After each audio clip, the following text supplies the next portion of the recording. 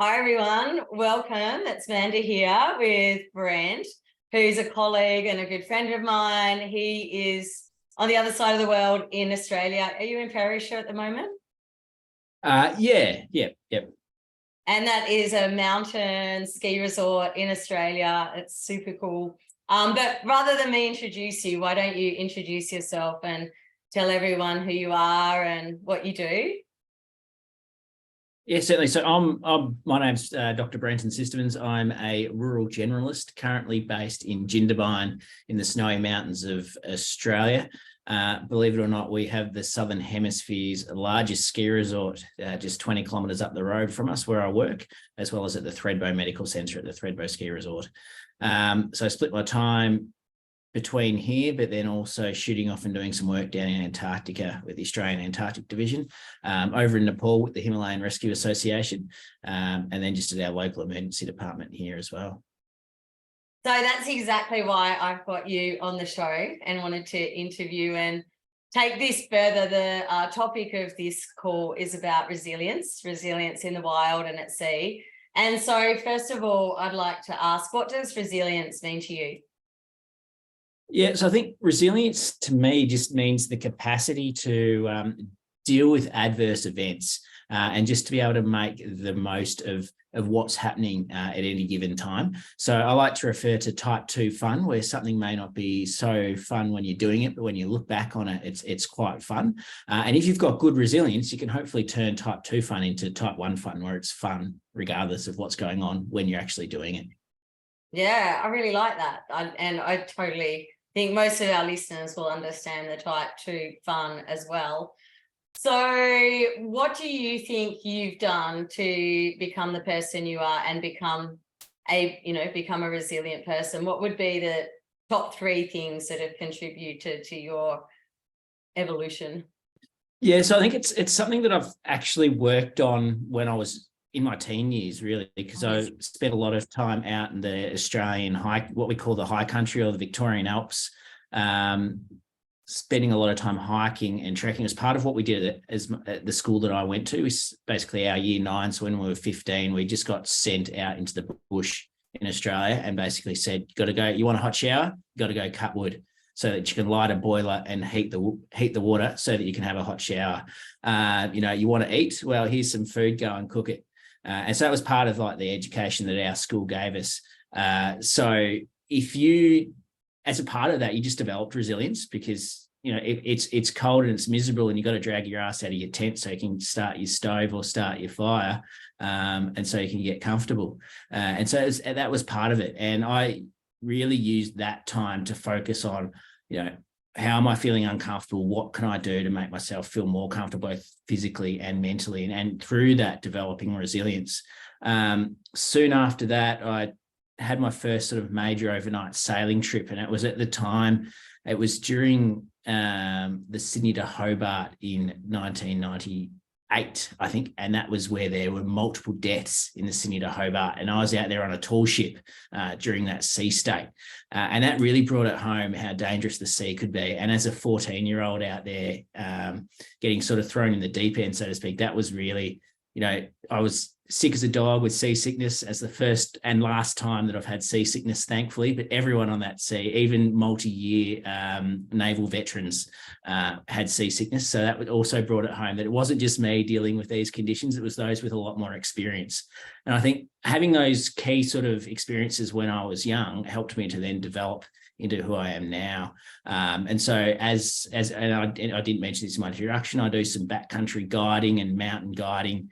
And I use those experiences to help my clients enjoy their time as much as possible when things may not be going as well as they would. We had some clients who'd flown in from the US and from Singapore and from India last Australian winter to climb Mount Kosciuszko, which is the largest mountain in Australia and also one of the 7 summits that people try and tag. And a number of these people had actually summited Everest, but because of the weather conditions that we had in Australia, we had to turn around, which, so for someone who's summited Everest to then get knocked back on a 2,500 meter peak, that took a lot for them to actually go, oh shit, actually we could actually die out here. And so for them to understand some of the risks that we were facing, and to work through, and then they had to step back and think about their resilience that they've developed themselves. And then we've sort of guided them through that disappointment of missing out on what is essentially the easiest of the 7 summits. So then for a number of the clients, they had short time itineraries, so they missed out. They couldn't sit and wait for good weather to come for us to summit that mountain. Yeah, that's huge. And I think that's the way I want to, go with these interviews, as most of the people in the audience we attract are leaders in their own right, whether they're running super yachts, high performance sailing boats, sailing in the ocean race or the America's Cup, or the people we work together that are doctors, nurses, paramedics that are going to head down to, Antarctica, or work on ships, or go on crazy expeditions, or be extreme sports medics. As a leader, what do you focus on to minimize psychological stress and mental health problems that could come from an experience such as that, not achieving your goal or not being able to survive, tough weather? How do you lead your team to minimize that stress? Yeah, I think one of the key things here is being able to focus on what the controllables are. And then if there are things that are beyond your control, you kind of have to just let them slide in a way. It's like, what can I control here? And what's beyond my control? And if something is beyond my control, what can I do about it to try and minimize the effect that it's going to have on me? So, take, for instance, weather. Yeah, we can look at forecasts. We can stay home until the weather's looking good. We can try and time our objectives for weather, but that doesn't always necessarily work, especially in some of the mountain environments and some of the sea environments as well, where unexpected weather may come through. So what can we do to control the situation? Is it still safe to meet our objectives? No, it's not. Is there something else that we could do, for instance? And when I was first doing my initial or an intermediate mountaineering course over in New Zealand, the weather was, you book these things in months in advance. The weather for that particular trip meant that we couldn't climb the Cooks. So we went out to some sea cliffs and did some valuable time just doing some rock climbing there and working on our skills there. So we didn't let that. So it's like we couldn't control the weather on climbing Mount Aoraki, but we could do something else instead. And so we changed what our aims were for that particular trip, and we still learnt lots and didn't get what we had intended to achieve, but we did something else that was pretty cool instead. And during these times, when you sometimes make that suggestion and people are not able to summit, or they're not able to do the climb that they want to do, or the sailing trip isn't at all like it looked like on the brochure, sometimes people are going to be a bit angry before they say, okay, yeah, that makes sense. They could be more like, I paid to do this trip, I want to do it, you're going to make it happen, and may want to push you into an environment that is not safe. How do you manage? Have you come across that, first of all? And if so, how do you negotiate and navigate those situations as a leader? Yeah, certainly that can be a very difficult situation, because on the one hand, you've got someone who in that setting has paid a lot of money for a trip, has trained for it, has taken time away from their work and from their family. And so they've got an expectation. And the difficult situation is, I think that for people who are less experienced in these environments, they're going to be more concerned about not achieving what they've set out to achieve. Whereas if someone's had more exposure, then they understand a little bit more the realities of how different things can come into effect, and how things that are beyond your control can affect your capacity to achieve what your goals are. And so they are a little bit more happy with the situation. Whereas people who are new, people who are younger, potentially, they're going to get caught up. I was actually watching a documentary the other evening on the earthquake in Nepal in 2015. And for some of the guys that were caught at Camp 1, so for people who don't know, that when the earthquake came through Nepal, it took out the icefall. And so there was a bunch of climbers that were at Camp 1 and Camp 2 who couldn't get back out to Everest Base Camp. And so there were a number of climbers there that were like, well, the weather's good, let's go and climb. Let's still go and climb Everest. Let's not affect this. Let's not let this avalanche or this earthquake that's killed 8,000 people affect my goal of summiting Everest. And then, of course, during that time, they had the aftershocks, and some of that then damaged the route further up. And they actually realized, no, my Sherpa, whose family is missing, and the other cook whose family has probably died because his whole village we're hearing that his whole village has been destroyed. They don't want to go up, and actually maybe this thing is bigger than me. And so people then can potentially look at the bigger picture of what's happening beyond their own control. Yeah, that's huge. It's interesting. One of the other things I didn't mention was I also work with the Australian Winter Olympic team. So with our high performance snow sports athletes, and I was at the recent World Championships in Georgia in March with our snowboarding team, as well as our freestyle skiing team. And one of our athletes there, who was in a pretty good position, he ended up winning. He won the Crystal Globe for his sport this year. He had an unexpected injury, and he was meant to be competing in 3 different events. However, the injury wasn't compatible with competing in all 3 of those events, but we could get him across the line in one if he decided not to do the other 2. If he did want to do the other 2, there was a potential that he would re-injure or further injure himself in the training for that. And this was a young athlete. He's only just turned, he was 17 at the time. And taking him through that step and the maturity of, through his experience as a professional athlete, of taking him through the options, laying them out, what it could potentially mean. And we were able to get him across the line for one of the 3 events that he wanted to do. And he did very well in that event. And it was just seeing the maturity of sitting him down, taking him through his options, putting a team of support around him so that he was able to achieve his goal. It might not have been his goal, which was all 3 events, but it was his goal in that particular event. And he did exceptionally well in that event. And so that was part of it, was also his maturity for a 17-year-old to get across the line there. Yeah, and good guidance. I think this is something worth discussing too, because often as leaders, something I say when I'm coaching the guys that, are heading out across these big oceans and into big seas, is if someone has a head injury, 200-300 miles out of a 2,000-mile trip, what do? Do you stop and analyze them? Do you, and see if they're going to get better or worse? Do you turn around and go straight home? Do you call a helicopter if that's even at all possible, remembering there's no ambulances where we go? Or do you just carry on? Because at the end of the day, like, what do we normally think about when we're the leader or the captain or the organizer is, can that crew member work or not? Can they perform or not? And how do we make those decisions without hurting anyone else or putting ourselves or them into a situation that could harm them for the rest of their life? And it can be quite hard to reason with someone when they're saying, I can do it. And you want them to do it because finding a replacement's going to be really hard. Going back and then, imagine you're halfway across an ocean and one way's downwind, but you're going further remote, but taking them back upwind is going to be really hard sailing on everyone. And how do you make those decisions of, whether to stay or go? And even, I think, getting those conversations going.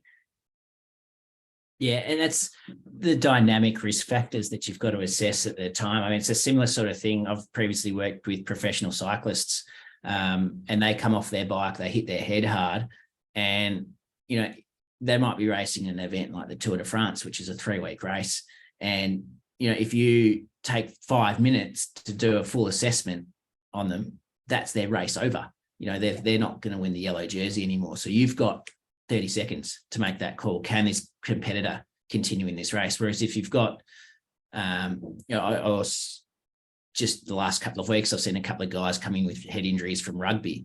You've got time, you can sit them out of the game for 10 minutes and properly examine that athlete and then get them back out if they're clear. If they're not, then you've got time to do further examinations to make decisions about when they return to the pitch, and whether they need convalescence for a period of a few weeks or not. So it's dynamic environments. You're going to do different things for the same sort of pathology, but in different environments and with different groups. And you're going to see that at sea as well, where you've got that added complication of how am I going to get this person out of here if the shit hits the fan?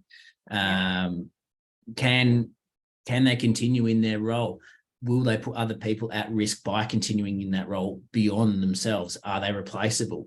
Do they have a skill set that no one else on the team has, and that's vital to the success of the mission or success of the race or success of the team? So it's all each situation is different, and you've got to weigh up not just the patient factors, but factors beyond that as well. Because you've obviously been in those situations far away from land and any tertiary hospital, because you'd go as the doctor on board the boat down to Antarctica. That's how far away are you from help when you're down there?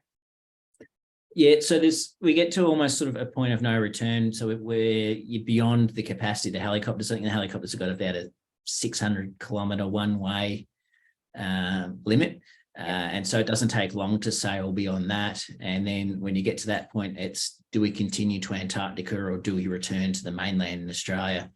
To get down to Casey Station, which is actually where this photo behind me is taken, it averages to be about a 10-day voyage.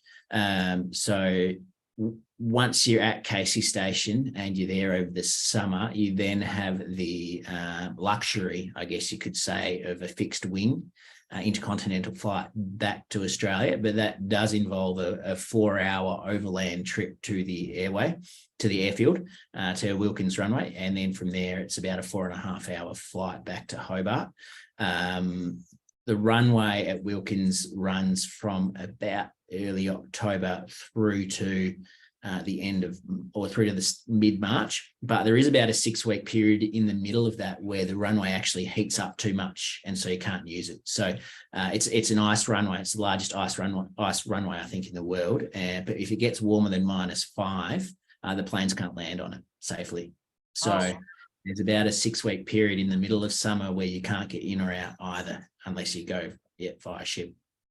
Wow. And have you been in situations where you've had to make those decisions and decide whether to tell the captain to turn the boat around for the safety of a casualty? Or fortunately, throughout much of my medical degree, and much of my medical career, I should say, I've tended to be Teflon, with the opposite to a ship magnet, in that the ship doesn't stick. So I've just, for whatever reason, I haven't had many situations where I've been in those where I've had those sort of life and death or those difficult decisions about turning things around.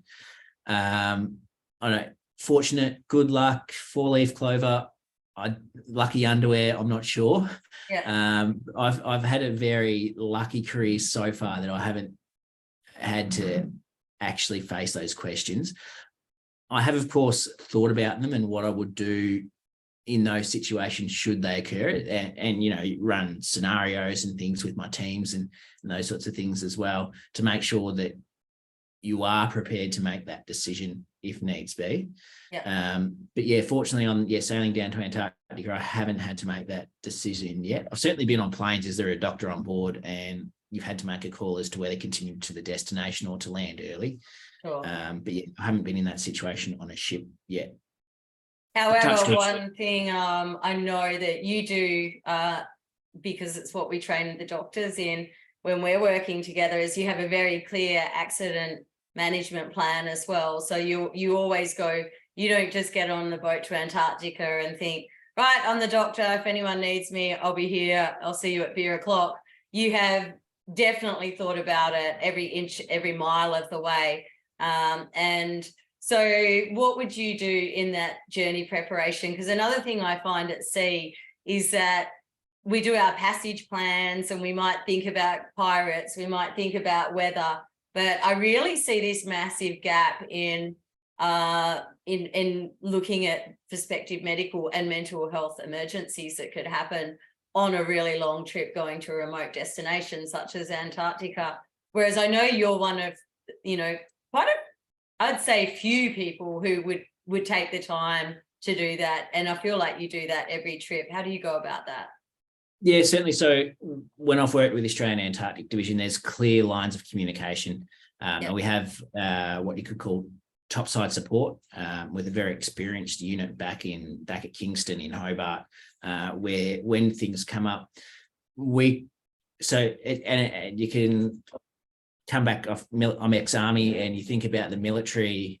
You've got your line of command, and so you've got your back to your commanding officer on board the ship, so that the ship's captain or the voyage leader, as is the case for when we're going down south with the AAD. And then we've also got our our trade line of command, where we can talk back to the polar medicine unit, and the doctors back in Kingston have been working with the Antarctic Division for decades. And so you've got a lot of experience to call upon. And so when you do have comms, it makes it a lot easier to run things by some of your colleagues back in Hobart, so you're able to make a decision and make a plan from there. And certainly, there is a lot of if this, then we'll do that. If this, then we'll do Y.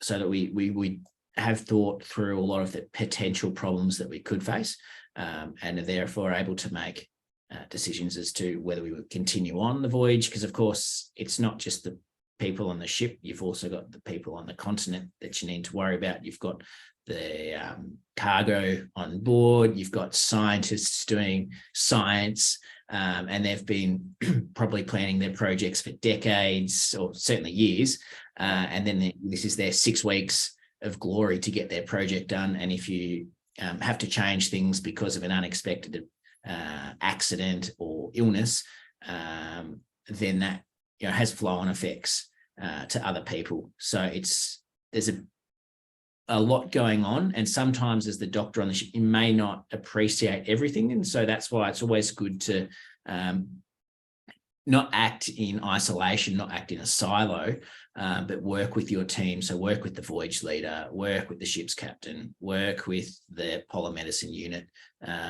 or your other medical people, your medical support in other situations, so that you're able to have a broader picture of the implications of any particular decision that you're going to be forced or that you are going to need to make.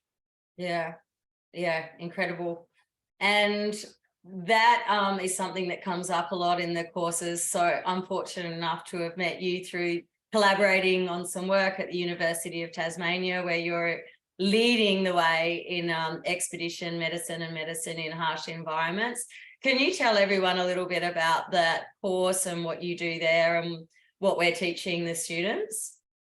Yeah, certainly. So we have a healthcare in remote and extreme environments is the name of the program, and it's 3 tiers. So you can come out with either a graduate certificate or a graduate diploma or a master's. So basically looking at a program that's really 2, 4 or 6 years long, that most students will do concurrently with their everyday role. I was going to say in Civvy Street, that's what we'd say in the military. But in their normal role, they're able to undertake their study. So we look at various different environments. So our initial program, for the grad cert, we've got an introduction to operational aspects of healthcare in remote environments. And so that really looks at, how do we work in these environments? What do we do about comms? What do we do about pathology tests? How do we survive and thrive ourselves? How do we look after ourselves to make sure that we're able to look after our patients or our clients or people that we come across? Then we've got another subject that looks at healthcare in remote and extreme environments. So particular environments and the types of pathology that you're going to come across. So we look at high altitude, we look at cold environments. So we're looking at HACE, HAPE, acute mountain sickness. We're looking at frostbite. We're looking at hypothermia. We look at maritime environments and some of the problems we might come up against there, including seasickness, because there are a number of doctors who get jobs on ships who've never been to sea before. And so they don't know, so we're sort of covering off on some basics there. We also look at hot environments, desert environments, tropical environments. We look at particular population groups, so children and women and the elderly, that people might not have thought about before, and how we can get them to survive and thrive in these environments.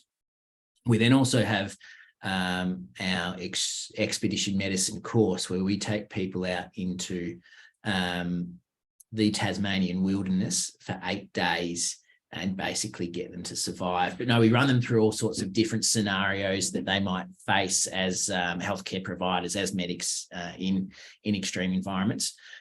We get them to scale a mountain and abseil down a 75-meter cliff, or it might be even bigger than that. I can't remember. It's a couple of rope lengths anyway. And so we push people beyond hopefully what they thought that they were capable of. So we're actually throwing people into those environments that they might need to respond in.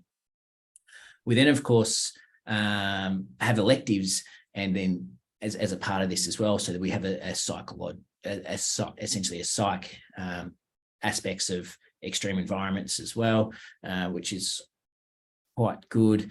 And we look at a lot of these factors and how people can survive, how they can develop resilience in these environments. And then, of course, we have the inland and offshore healthcare in inland. And I always get this acronym wrong. Medical care on inland. Medical care. Offshore and inland. That's right. Medical care, inland, offshore waters. Where we take the expedition medicine course and we run it on the ocean, essentially, and in various different inland waters and offshore waters, and throw people into the deep end, literally, and get them to jump out of the water. That's a lot of fun, that course. We've got a Humans in Space course as well. So if you're interested in learning about the next frontier as a medic, then that's well worthwhile as well. We then also have a research component as well, and this is for the masters. You can do a research component, or you can do a practical placement component as well. It's pretty extreme. And what I, really want to talk to you about is the transformations you see in people when they do that course. Because I think often they're coming to tick a box, or they signed up for something that they thought sounded cool, or they wanted some, CVD points or something like that.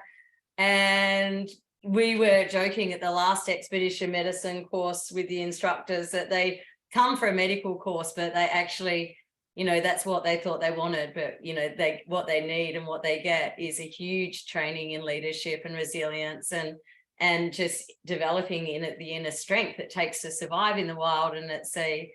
So yeah, what have been some of the big takeaways you've seen people check, change over the time? One of the big takeaways for people is that they need to, for medics, is for them to get that recognition that they can't be a burden on the rest of the team, in the sense that they need to have the skills to be in that environment. So it's not just about the medical skills, the medical knowledge, how to diagnose someone, how to splint a fracture, and that's not the be all and end all of expedition medicine. It is, can I survive and thrive in this environment? Can I put my crampons on? Do I know how to tie a knot? Can I rock climb? Can I get myself into a boat if I fall out of it? All these sort of simple, basic things that we need to make sure that we're capable of doing, so that we're thriving and so that we're not being a burden on the rest of the team. Because in a lot of these expedition environments we go to, we're not actually there as a doctor or a medic. That's a secondary or tertiary. That's a third skill set. We're there for some other reason. So for some of us on the faculty, they might be photographers first, or they might be the skydiving instructor, or I do navigation, I lead treks, so that's my initial sort of skill set. And then the medicine is cute, that's nice, that's a good skill set to have, but that's not why I'm there. Because when you move into the commercial world in expeditions and mountaineering on sea, there's not a lot of money, and so you need to be able to have different skill sets, because people can't afford to have you there as a doctor. You need, or a nurse, or a paramedic. You need to be there in a different role, and the other stuff is a bonus. Absolutely. And I think the courses, people are learning that. They're like, oh, I'm a doctor, and they wander around. I need the specs. No, dude, you got to cook you've got to do the dishes, or you've got to help cook dinner tonight. Like, that's part of the job. And that's a part and parcel of these courses, is like showing people the other skill sets that we need to have as a medic in these environments. Absolutely. And so do you think, like, the modern world is far less resilient than it was when, say, we were growing up, or our parents were growing up? Do you think that we're becoming more or less resilient as humans? I think as humans, we're getting a lot softer. I mean, I work in a tourist town. When I was 18 and I worked at a ski resort at Falls Creek, there was 4 of us in a room, because that was the way it was done, and no one complained about it. No. I spoke to the CEO the other day of one of the ski resorts here, and he's lamenting that no one wants to share a room anymore, and he has to find all these staff their own rooms, and it's putting increasing amounts of strain on the resort, because he can't co-room pay people anymore, because that's not the way they do it. Whereas, like, when we were all young, we were, oh no, we will share rooms because that's the way it's done. We recognize the environment that we're in, and that's the way that we've got to do it. Whereas now, there are different expectations. And I guess part of that is, he's in competition for jobs. There's a skill shortage. And so he needs to provide that, potentially provide those more luxurious accommodation options for people than he would have had to have done 20 years ago. We all just sort of mucked in and got on with the job. Yeah, and this is a big one on boats too. I hear, as the boats get bigger and the crews get bigger, and things are constantly changing, the crew quarters and living conditions are quite a hot topic. And you have people like us go, what's their problem? You're going around the world on a boat. Like, who cares if you're sharing with a boy or a girl, or, someone's teddy bear? Like, this is that you just got to go to sleep. So when you get up, you can do what, get back into your work. It's really, you're asleep. So it shouldn't really matter who's there. And that's the opinion we used to have. But I think also growing up, we were doing school camps where we had to bunk in with 20 people, or we were, camping at 18 in the back of a panel van with 3 people and a blue heeler dog.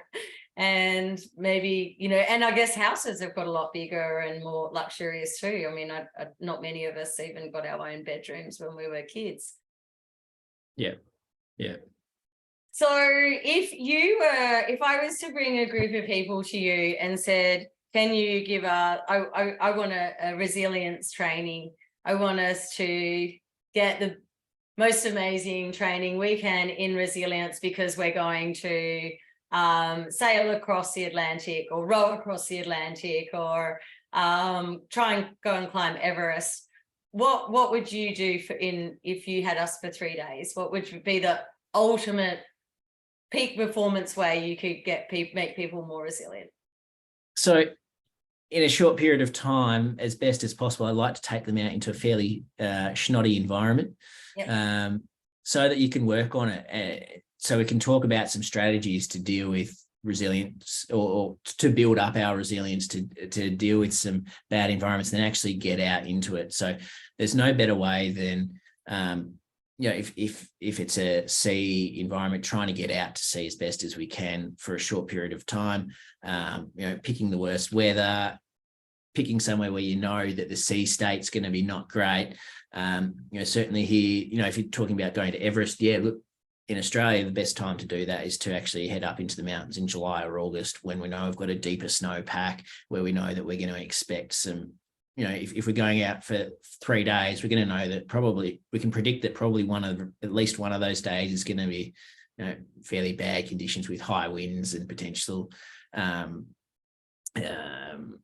snow and precipitation, because quite often in the Australian ski conditions, we're looking at temperatures around that horrible -2 to +2, where it's not quite snowing and not quite raining, and yet you can't really dress comfortably, and you're not really comfortable. And putting people in those conditions where they feel uncomfortable, so that they know how they've responded to it and they can build on that. So that they're testing their gear, they're testing their mental fortitude, they're testing, you know, how their gloves work, how their boots work, and they're putting them to the test in that environment. And it's good when we're initially putting people into those environments that you can do a little bit more hand holding, you can talk people through it. You know, that trip that we tried to summit Cosy that I was talking about last winter in some pretty epic weather, one of the guys it's probably 80 knot winds he was from New York, and he turns to me and we're above the tree line and he says, "Where do I go to the toilet?" Oh, bless. And I'm like, yeah, anywhere. The girls are over there. Just go 5 meters that way, anywhere you like, as long as Watch out for the jack jumpers. Just downwind, and you'll be fine. But it's you know, giving those little things like, here's someone who's never been in that environment before, and asking how to go to the toilet. And just giving them that little bit of extra hand holding. I wasn't holding his hand while he went to the toilet, but I, you know, showed him a place that was a little bit more sheltered, pointed him in the right direction, and go, yeah, cool, like, let's do this. You don't have a flashing lavatory on the summit of Everest, so you don't have one here either. Let's do this, and we can do it properly and safely. And then I guess it's also good to then, at the end of something, when you've been in a shared, learned experience like that, to then have a debrief afterwards. So I usually like having a final night back somewhere relatively comfortable, and then going down the pub and having a few beers and talking about our experiences and sharing what we've learned and what we might do differently now that we've learned some new things. Yeah, I think that's something really important, and a great note to finish on is the importance of a brief and a debrief. And I've certainly been on expeditions and yachts where there've been accidents or bad weather, and the way a team functions with a good brief and a good debrief is so different than when everyone just leaves and possibly never even sees each other again. You know, it brings everyone closer. It brings everyone full circle. And I think it gives everyone a voice as well, and a chance to really express their truth and what they experienced. And I am constantly surprised about how I feel when something finishes and we just walk away and there was no debrief. Has there been, whether with or without a medical emergency or whether, an environmental emergency, I think it's something that's really important and so easily missed these days, where you're like, oh, we don't have time, or let's just get everyone, off the boat or off the mountain. And I think it's really powerful. And that's actually one of the lessons that we've learned from the military in recent conflicts, looking at the rates of PTSD amongst regular soldiers versus reservists. Yeah. So in regular soldiers, they tend to deploy together in their company. So their group that they work with in Australia, they'll then deploy together with overseas to an austere environment, a warlike environment or war, and then they all come back together. Yeah. Whereas reservists, we might be picking up a skill set, say a nurse from here or a doctor from there or an engineer from here, and then putting them into this environment. And then their time there is they're there for 6 months, it's or 3 months or a period of time. And it's a big deal, that environment. And then they're removed from that back to their normal environment, back in Australia, back to their safe environment with their family. And, they might be back in their reserve unit, but they're not with people who they've deployed with. And so for them, it can take that going back into their normal environment. That can actually be a longer process than for the regulars who've got their support network still with them. They've deployed with their support network. They've come back with their support network. And so they've all been able to debrief together. So that debrief is actually quite important.